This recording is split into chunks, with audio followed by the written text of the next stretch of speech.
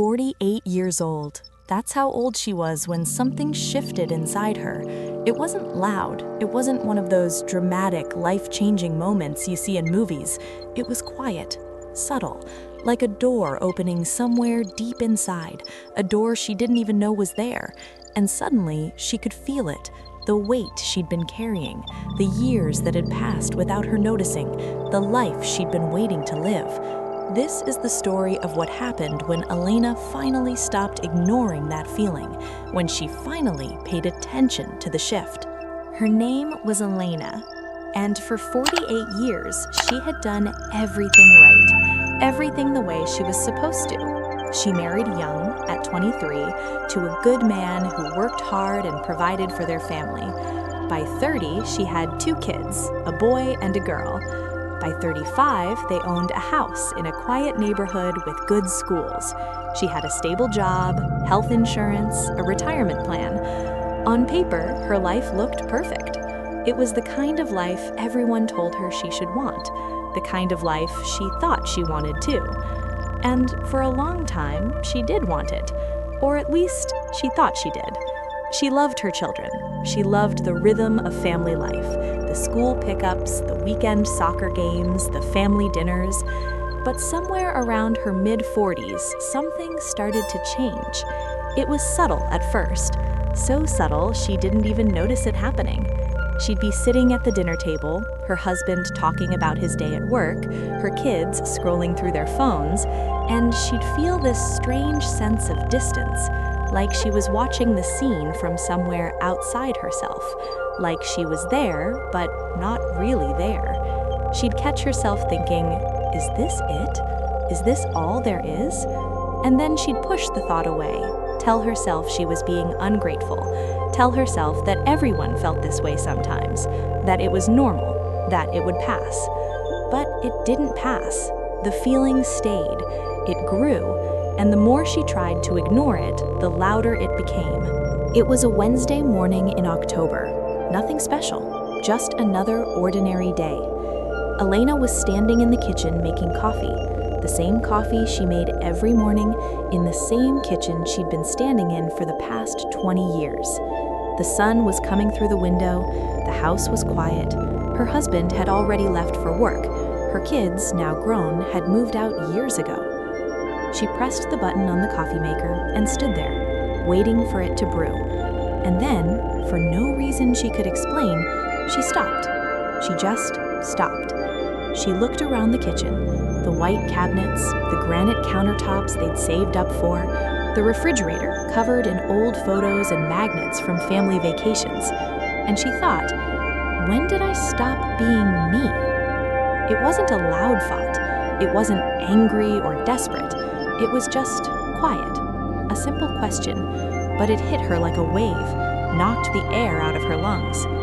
When was the last time someone had asked her what she wanted, what she dreamed about, what made her happy? She stood there in the kitchen, the coffee maker gurgling in the background, and realized she couldn't remember. She couldn't remember the last time anyone had asked, and worse than that, she couldn't answer. She didn't know anymore. She didn't know who she was outside of being mom, outside of being wife, outside of all the roles she'd been playing for 25 years. That night, after dinner, she told her husband she needed to run to the store. But she didn't go to the store. She sat in her car in the driveway with the engine off, staring at the house. The lights were on inside. She could see her husband in the living room watching television. She could see the life she'd built, the life that was supposed to make her happy, and she couldn't go in. Not yet. She needed to sit there in the dark and just feel it, the weight of all those years, the realization that something fundamental had shifted inside her, and the terrifying truth that she couldn't ignore it anymore. The next few weeks were strange.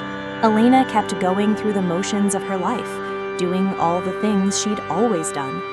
She went to work. She came home. She made dinner. She cleaned the house. She called her kids to check in. But inside, everything felt different. It was like someone had turned on a light in a room that had been dark for years, and now she could see things she'd never noticed before.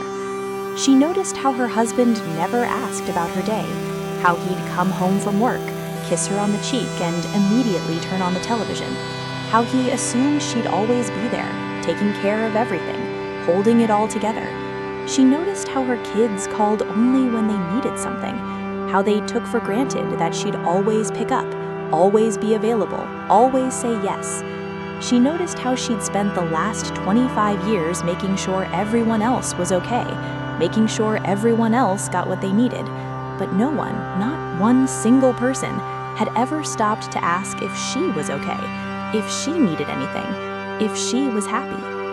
One night, after everyone had gone to bed, Elena pulled out old photo albums. She flipped through pictures of herself from before she was married, before the kids. There she was at 22, standing on a beach somewhere, laughing at something the camera couldn't capture. There she was at her college graduation, arms around her friends, her whole life ahead of her. And she barely recognized that woman. She looked so alive, so free, so full of possibility. What happened to her? Elena traced her finger over the photo, trying to remember what it felt like to be that person. She didn't disappear all at once. There was no single moment when she stopped being herself. It was gradual, barely noticeable, a little bit every year. Every time she said yes when she wanted to say no. Every time she put someone else's needs before her own. Every time she swallowed her feelings to keep the peace. Year after year after year, until one day she looked in the mirror and didn't recognize the woman staring back. Elena didn't blow up her life. She didn't leave her husband, she didn't quit her job or have an affair or do any of the dramatic things people do in midlife crisis stories. What she did was quieter than that, more subtle, but in some ways more radical. She made a decision, a quiet, private decision that no one else would understand. She decided to start paying attention to what she felt, to what she wanted, to who she was, underneath all the roles and responsibilities and expectations. It started small. She started saying no. No to hosting Thanksgiving dinner.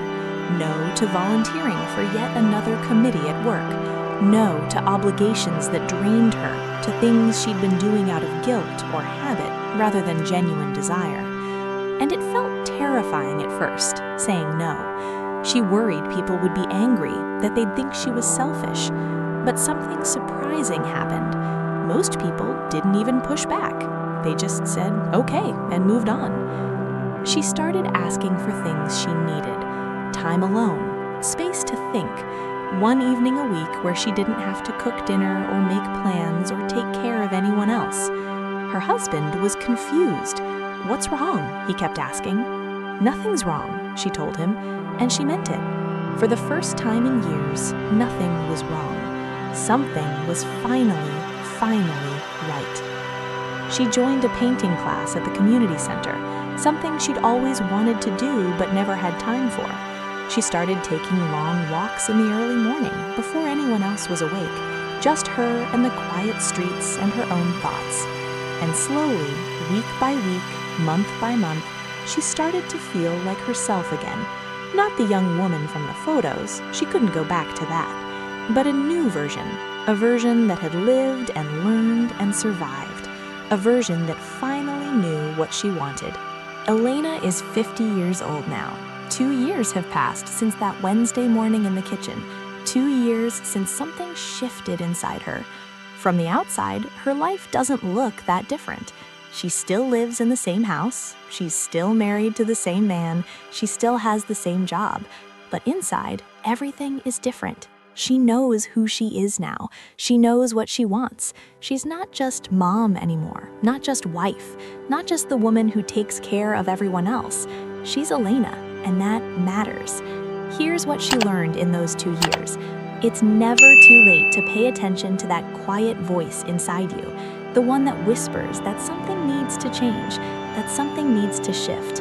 If you're feeling it right now, if you're watching this and recognizing yourself in Elena's story, don't ignore it.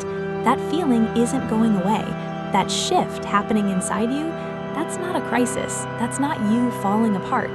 That's your life asking you to listen, asking you to finally pay attention to yourself.